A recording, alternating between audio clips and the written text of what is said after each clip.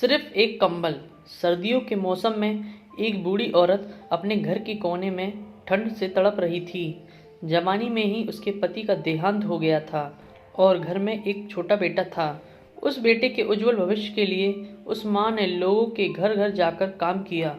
काम करते करते बहुत थक जाती थी, लेकिन फिर भी वह आराम नहीं करती थी।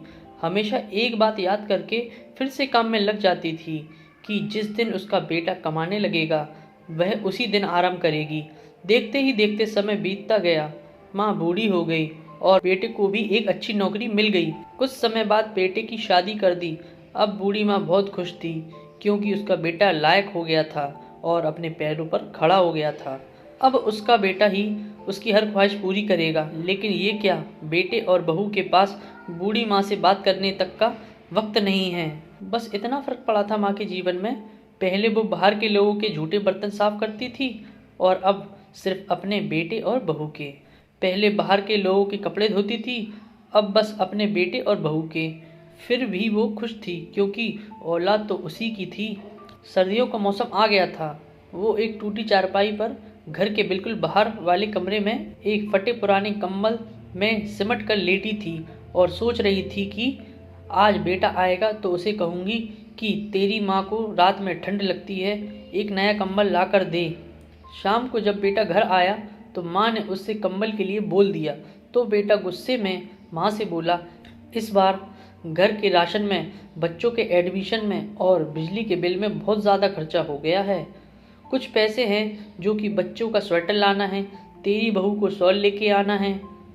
तुम तो घर में ही रहोगी, तुम तो सहन कर सकती हो, पर हमें तो बाहर जाना है कमाने के लिए। बस माँ 2 महीने की सर्दी निकाल लो, अगली सर्दी मैं आपको नया कंबल ला कर दूंगा।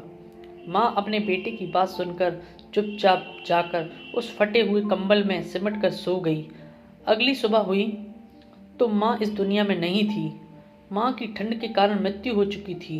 बेटे ने सभी को खबर की कि अब माँ इस दुनिया में नहीं रही। सब रिश्तेदार, दोस्त, पड़ोसी इकट्ठा हो गए।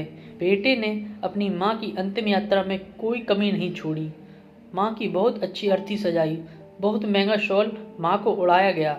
सारी दुनिया कह रही थी कि हमें हर जन्म में ऐसा ही बेटा देना, मगर उन लोगों को क्या पता था कि मरने के बाद भी एक माँ ठंड से तड़प रही थी, सिर्फ एक कंबल के लिए। दोस्तों, आपके माँ बाप अगर आपके साथ हैं तो आप बहुत भाग्यशाली हैं।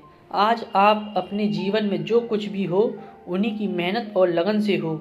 जीते जी अपने माता पिता की सेवा करना ही आपका पहला कर्तव्य है। दोस्तों, मेरी कहानी अच्छी लगी हो तो इसे लाइक करें और मेरे चैनल को सब्सक्राइब करें। धन्यवाद।